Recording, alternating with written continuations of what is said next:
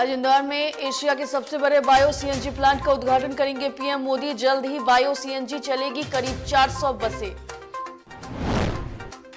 चुनाव से पहले ही हिरासत में लिए गए सपा प्रत्याशी अभय सिंह समेत 5 लोग। प्रचार के दौरान एसपी और बीजेपी कार्यकर्ताओं में हुई थी हिंसक झड़प। यूपी में तीसरे चरण का मतदान कल, तो सभी पार्टियों ने चौथे चरण को लेकर तैयारियां की शुरू। 118 सीटों के लिए दिग्गज लगा रहे एड़ी चोटी का जोर।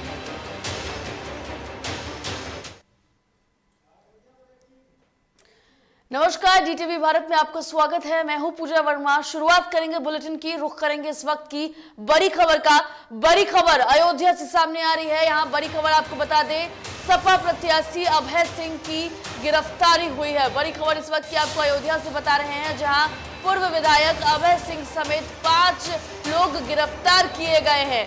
सपा और भाजपा के कार्यकर्ताओं के बीच झड़प का ये मामला बताया जा रहा है, जिसके बाद आपको बता दें कि दोनों पक्षों पर पथराव और फायरिंग का आरोप लगा है।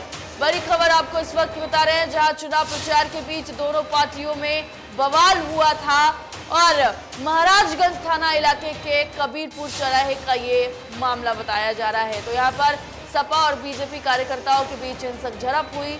झड़प के बाद आपको बता दें कि सपा प्रत्याशी अभय सिंह की गिरफ्तारी हुई है। पूर्व विधायक अभय सिंह समेत 5 लोगों की गिरफ्तारी हुई है। साथ ही साथ आपको बता दें कि सपा और भाजपा के कार्यकर्ताओं के बीच हिंसक झड़प का ये पूरा मामला बताया जा रहा है और दोनों पक्षों पर पथराव और फायरिंग का आरोप लगाया गया है।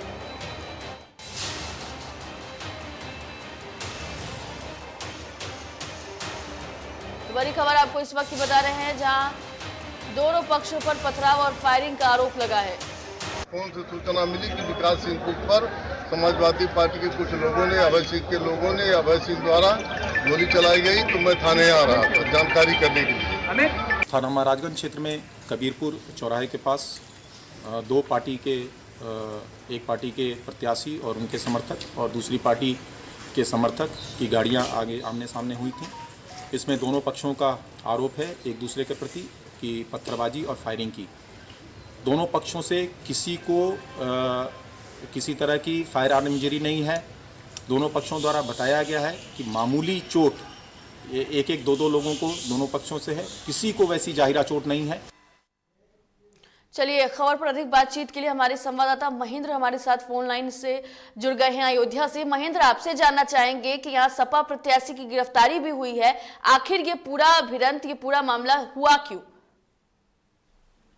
देखिए पूजा, चूंकि ये दो बाहुबलियों का मामला है, क्योंकि दोनों बाहुबली इंद्र प्रताप तिवारी और खब्बू तिवारी बीजेपी अपना दल के समर्थन से चुनाव लड़ रहे हैं। उनकी पत्नी क्योंकि वो अब उनकी जगह पे चुनाव लड़ रहे हैं, क्योंकि वो एक जालसाजी के मामले में जेल में बंद है। लेकिन बीजेपी ने जो है आरती तिवारी को चुनाव में उतारा है, उनकी धर्मपत्नी को।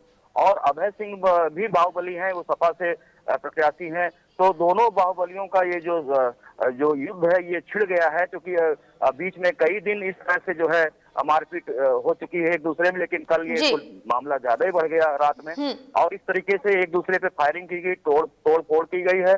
लेकिन जनपद के जो पुलिस कप्तान है शैलेश कुमार पांडे ने दोनों जो है पीड़ितों की, यानी दोनों बाहुबलियों की तहरीर ले ली है। लेकिन अभय सिंह को, बाहुबली अभय सिंह को गिरफ्तार कर लिया है, उनके 5 साथियों सहित। और थाना महाराजगंज में पूछताछ चल रही है। और आगे चल के ये भी हो सकता है कि आरती तिवारी के खिलाफ भी मुकदमा लिखा जाए, क्योंकि तहरीर उनकी भी गई हुई है अभय सिंह की तरफ से। इसलिए दोनों बाहुबलियों का जो ये जो चुनावी जंग है बहुत तेजी से बढ़ रहा है। लेकिन चुनाव सभी जीतना चाहते हैं, इस वजह से एक दूसरे पर हमले कर रहे हैं। बिल्कुल महेंद्र, बेहद शुक्रिया आपका तमाम जानकारी के लिए। तो देखिए, बड़ी खबर हम आपको यहाँ बता रहे थे, जहाँ पर महाराजगंज थाने इलाके का ये पूरा मामला बताया जा रहा है। यहाँ पर सपा और बीजेपी के बीच भिड़ंत हुई, फायरिंग भी हुई और ऐसे में कोई बड़ी हताहत हालांकि नहीं हुई है, लेकिन सपा प्रत्याशी की गिरफ्तारी जरूर हुई है, पूछताछ जरूर की जा रही है। और देखिए, चुनावी जंग अब किस तरीके से खूनी संघर्ष में बदल रहा है, ये भी देखना यहाँ पर जरूरी है, क्योंकि चुनाव जब लड़ रहे हैं सभी प्रत्याशी तो मैदान में अपना जोर जरूर लगा रहे हैं। लेकिन इस बीच इस तरीके के मामले सामने आना कहीं ना कहीं चिंताजनक जरूर है।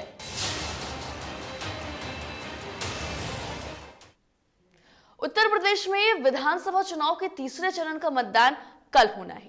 तीसरे चरण में 16 जिलों के 59 सीटों पर मतदान होना है।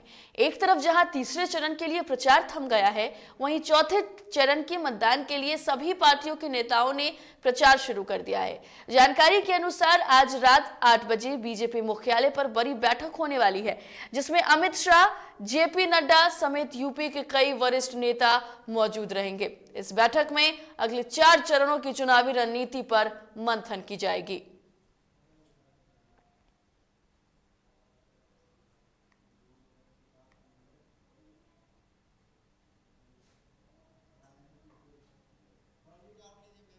तो देखिए, उत्तर प्रदेश में कल तीसरे चरण की वोटिंग है। तीसरे चरण के वोटिंग को लेकर पहले ही सभी पार्टियों ने जनता को लुभाने की पूरी कोशिश की है, जनता के बीच सभाएं की है, जनता को संबोधित किया है और क्या कुछ उनके द्वारा कार्य किया गया, आगे क्या कुछ कार्य किए जाएंगे, वो तमाम वादे उन्होंने किए हैं।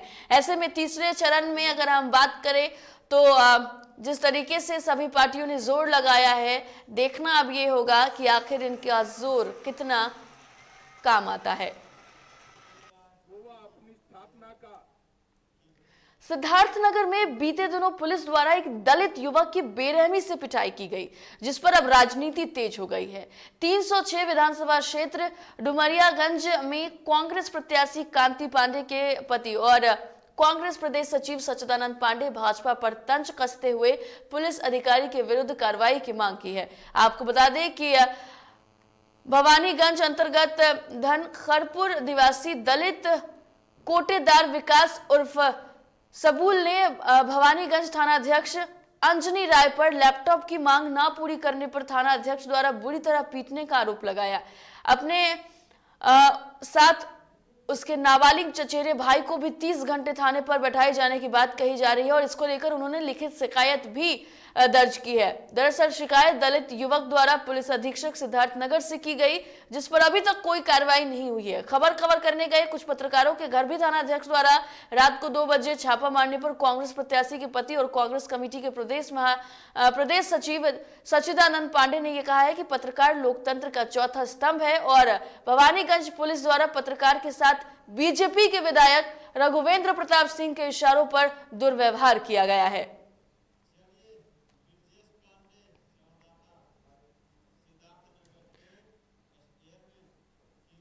खबर पर अधिक बातचीत के लिए हमारे संवाददाता ब्रजेश हमारे साथ सिद्धार्थनगर से फोन लाइन पर जुड़ गए हैं।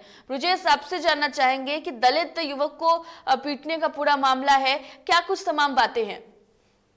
जी बिल्कुल, मैं बताना चाहूंगा जी कि बीते दिनों पुलिस द्वारा एक दलित युवक की बेरहमी से पिटाई की गई थी, जिस पर राजनीति तेज हो गई। वही 306 विधानसभा क्षेत्र डुमरिया से कांग्रेस प्रत्याशी कांति पांडे के पति व कांग्रेस के प्रदेश सचिव सच्चिदानंद पांडे के द्वारा भाजपा पर तंज कसते हुए पुलिस अधिकारी की विरुद्ध कार्रवाई की मांग की है।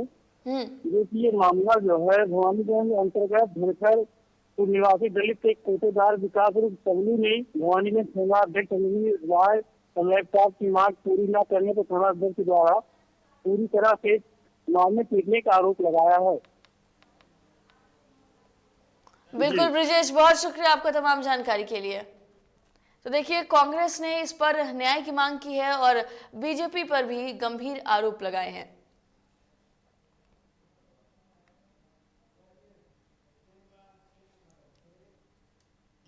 सिद्धार्थनगर से समाजवादी पार्टी के निवर्तमान सचिव अफसर रिजवी ने मौजूदा सरकार पर जोरदार हमला बोला है। अफसर रिजवी ने कहा है कि सरकार सिर्फ पिछली सरकार के किए कामों का फीता काटती है, खुद कोई काम नहीं कर सकी। साथ ही तंज किया है कि हमारी सरकार ने सिर्फ 23 महीने में मेट्रो का काम पूरा करके मेट्रो भी चला दिया, लेकिन योगी सरकार 5 सालों में एक स्टेशन तक आगे नहीं बना पाई। तो देखिए, समाजवादी जो नेता हैं उनका बयान बीजेपी को लेकर सामने आया है। निवर्तमान सचिव है सपा के, इन्होंने कहा है कि बीजेपी के द्वारा कोई कार्य नहीं किया गया है। सीएम योगी पर हमला बोलते हुए उन्होंने कहा कि अभी तक एक भी रेलवे स्टेशन को आगे नहीं बढ़ाया गया है। उन्होंने अपने कार्यों की गिनती गिनाते हुए कहा कि सिर्फ बीजेपी सपा द्वारा किए गए कार्यों का फीता काटती है, यानी कि उसका उद्घाटन और शिलान्यास करती है, लेकिन उनके द्वारा कोई भी कार्य नहीं करवाया गया है।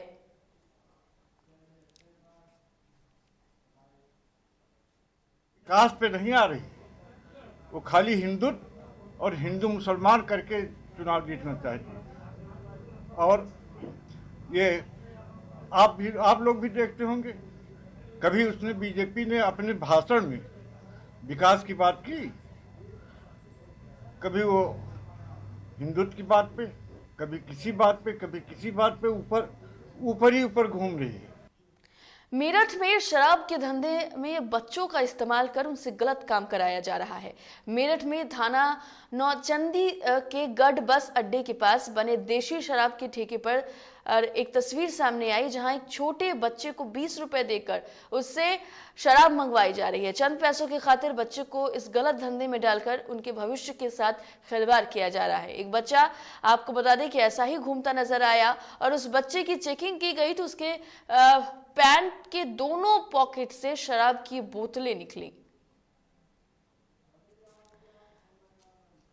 तो बस अड्डे के पास बच्चों से कुछ पैसे देकर शराब की दुकानों से शराब मंगवाए जा रहे हैं। जब कुछ लोगों ने इस तरीके की तस्वीर देखी, बच्चे की जांच की, तो देखने को मिला कि बच्चों के दोनों पॉकेट में शराब की बोतलें रखी हुई है। तो चंद पैसों के लिए बच्चों से इस कदर शराब मंगवाया जा रहा है और देखिए, भविष्य के साथ खिलवाड़ है, बच्चों की मासूमियत के साथ ये खिलवाड़ है।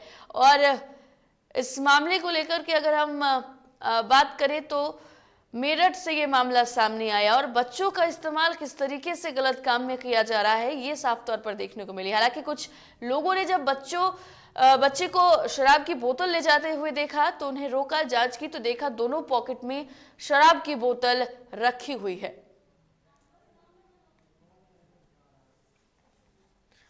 बता दें आपको कि छोटे बच्चे को महज 20 रुपए देकर उससे शराब मंगवाई जा रही है और चंद पैसों के खातिर बच्चों के भविष्य को अंधकार में डालने की कोशिश की जा रही है।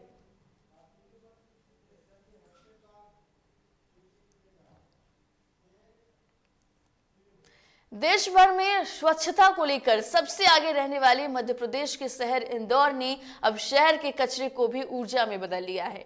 यहां एशिया का सबसे बड़ा बायो सीएनजी प्लांट बनाया गया है, जिससे जल्द ही करीब 400 बसें बायो सीएनजी से चलेंगी।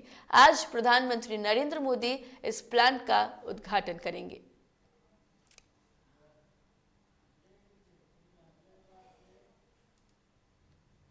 खबरों में फिलहाल वक्त तो चला एक छोटे से ब्रेक का, जल्द लौटेंगे।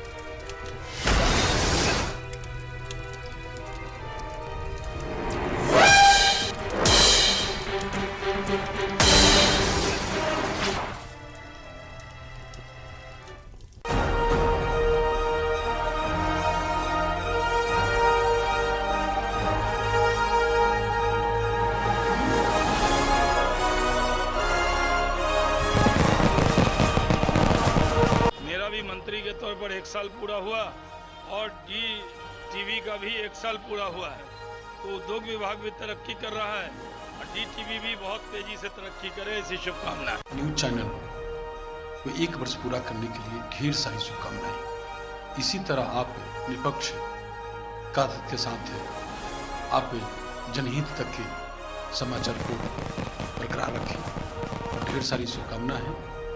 आने वाले दिनों में दिन दुगना रात चौगुनी आपका चैनल बढ़े और लोगों को जन जन तक के जो उनकी समस्या है, चाहे उनकी न्यूज है, उसको इसी तरह आप रखने का काम करें। मैं बहुत बहुत बधाई, बहुत सारी शुभकामनाएं DTV, उनके ओनर्स, उनके एंकर्स, उनके टेक्नीशियंस, पूरी टीम को बहुत बहुत बधाई, शुभकामनाएं देता हूं। बढ़िया काम कर रहे हैं, जनता की आवाज़ सरकार सत्ताधारी शक्तियों तक आप लोग पहुंचाने का काम कर रहे हैं।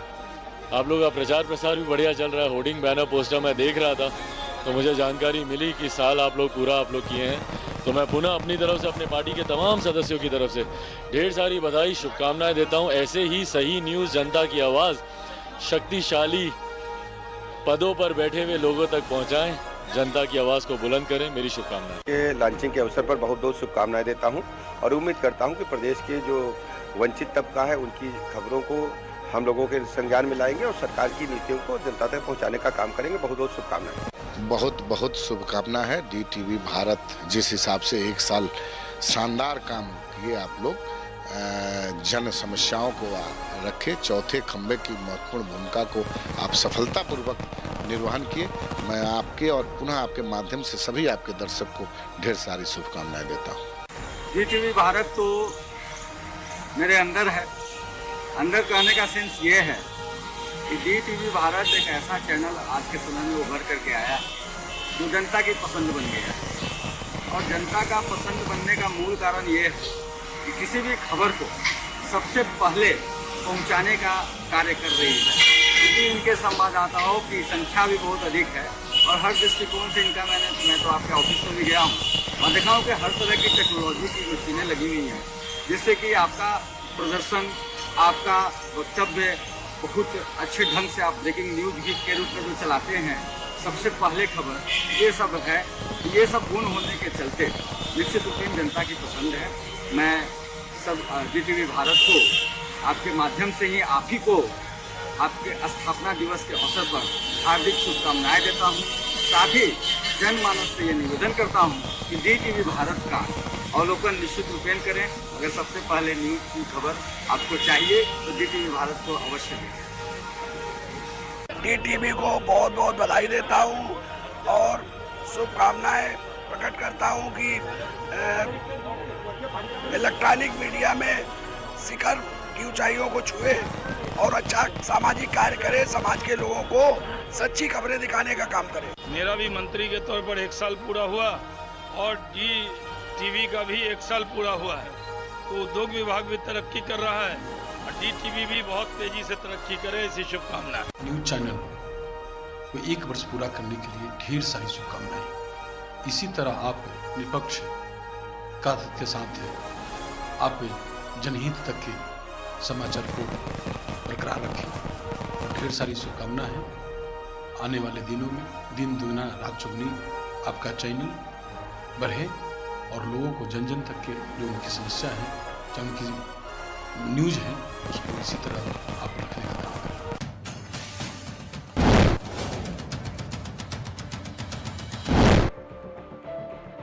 बात होगी सत्ता की,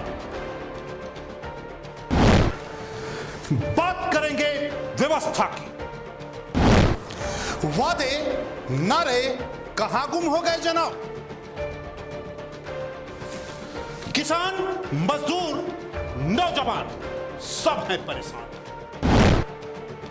बेरोजगारी, पलायन आज भी है बरकरार। कहां तो तय था सड़क से लेकर संसद तक उठाएंगे आवाज, लेकिन अब ना हो परेशान, क्योंकि DTV उठाएगा आपकी आवाज।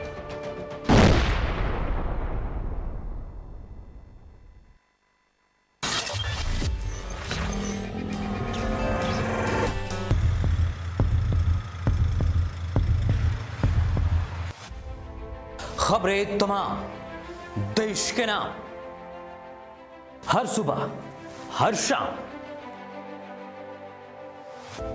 हमारी मुहिम से मिले नई पहचान। बिगड़े हालातों में भी बेहतर परिणाम, रहेंगे हर पल आपके साथ। स्थितियां जो भी हों, आप तक खबरें पहुंचाएंगे। कोरोना जैसे संकट में न दूर थे न दूर जाएंगे। समाज से जुड़े हर मुद्दे को उठाएंगे। अगर होगा गलत तो मुहिम चलाकर विरोध भी जताएंगे। पत्रकारिता का हर फर्ज निभाएंगे, क्योंकि हम हैं DTV भारत।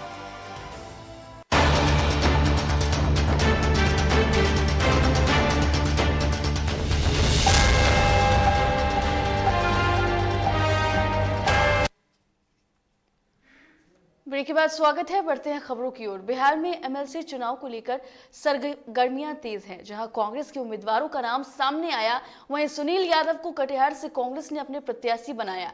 जहां प्रत्याशी बनाए जाने पर प्रेस वार्ता आयोजित कर कांग्रेस नेताओं ने सुनील यादव को बधाई दी और कांग्रेस उम्मीदवार ने कहा है कि लगातार वह पहले से ही जमीनी राजनीति में सक्रिय हैं और कांग्रेस की तरफ से यह जिम्मेदारी मिलने के बाद और सक्रियता के साथ कांग्रेस को जीत दिलाने की कोशिश करेंगे। तो कांग्रेस ने सुनील यादव को अपना प्रत्याशी बनाया है, जिसके बाद एक प्रेस कॉन्फ्रेंस को भी उन्होंने संबोधित किया। साथ ही साथ जो तमाम लोग थे, जो तमाम उनके समर्थक हैं, वो भी सामने आए। उन्होंने भरोसा जताया है कि कांग्रेस को जीत दिलाने की कोशिश वो करेंगे। कांग्रेस पार्टी के जो राष्ट्रीय अध्यक्ष हैं, बिहार प्रदेश के जो हमारे अध्यक्ष जी हैं, हमारे कांग्रेस पार्टी के जो महामंत्री, राष्ट्रीय महामंत्री तारिक साहब हैं, मतलब सोनिया जी, मदन मोहन झा जी, तारिक साहब, हमारे शकील साहब, हमारे मनोहर बाबू, हमारे तोकीर जी, पूनम पासवान जी और कटिहार जिला के जो अध्यक्ष हैं, तमाम लोगों को मैं बधाई देता हूं कि आज हमें इस काबिल समझा कि कांग्रेस जैसे राष्ट्रीय पार्टी ने हमें उम्मीदवार बनाया।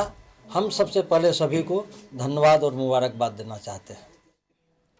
तो देखिए, कांग्रेस ने लगातार जिस तरीके से एमएलसी चुनाव अकेले लड़ने की बात कही है, इसके बाद अब कुछ उम्मीदवारों के नाम जो है वो भी अब सामने आने लगे हैं। कांग्रेस अब पूरी कोशिश कर रहा है कि जहां वो महागठबंधन से, आरजेडी से अलग होकर चुनाव लड़ रहा है, वहां उसे जीत मिले। अब देखना यह होगा कि जब चुनाव होती हैं तो तस्वीरें इस बार देखने को क्या मिलती हैं। अगली खबर का रुख करते हैं। भागलपुर जिले के सनहौला थाना अंतर्गत धड़ेले से ओवरलोडेड बालू लदे एक मिनी हाईवा को पुलिस ने जब्त कर लिया है। दरअसल यहां पर अवैध तरीके से बालू खनन का मामला लगातार सामने आ रहा है। आपको बता दें कि सनहौला और धोरिया थाना अंतर्गत हर बार ये मामला सामने आता रहा है और आपको बता दें कि कुछ बालू घाट से अवैध रूप से बालू का कालाबाजारी भी लगातार जारी है। इसको लेकर अक्सर ये देखा जाता है कि दिन और रात कभी भी ट्रैक्टर तो कभी मिनी हाईवा लगातार धड़ेले से बालू का परिचालन कर रहे हैं। दूसरी तरफ अगर बात करें तो धोरिया थाने में सैकड़ों बालू लदे ठेले का भी परिचालन जो है वो किया जा रहा है।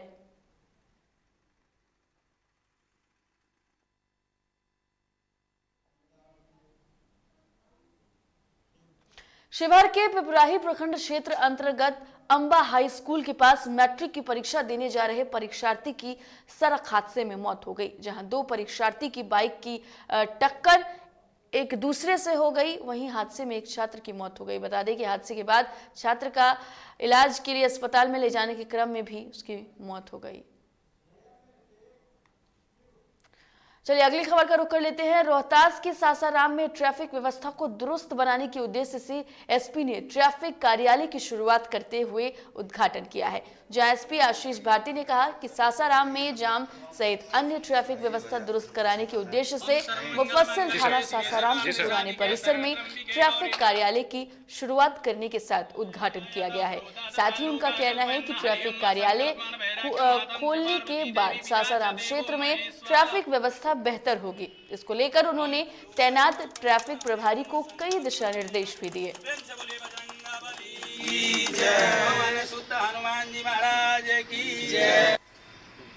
आइए एसडीपी साहब, आइए दोनों बड़ा आइए, आप लोग आइए। ट्रैफिक कार्यालय का आज यहाँ पे सासाराम में उद्घाटन किया गया है। सासाराम एक बहुत बड़ा शहर है और जहाँ पे ट्रैफिक के संधारण हेतु हम लोग के द्वारा पहले से ही पुलिस पदाधिकारी और बल की प्रतिनियुक्ति की गई है, परंतु उसके कार्यालय कार्य करने हेतु कहीं पे स्थान नहीं होने के कारण समस्या उत्पन्न हो रही थी। तो बेहतर संधारण के लिए यहाँ पे कार्यालय का उद्घाटन किया गया है और इसके माध्यम से पूरे सासाराम शहर के ट्रैफिक को उसको और सुचारू किया जाएगा। ट्रैफिक कार्यालय का आज यहाँ पे सासाराम में उद्घाटन किया गया है। सासाराम एक फिलहाल इस बुलेटिन में इतना ही। देश दुनिया की तमाम खबरों के लिए देखते रहिए DTV भारत। मुझे दीजिए इजाजत। नमस्कार।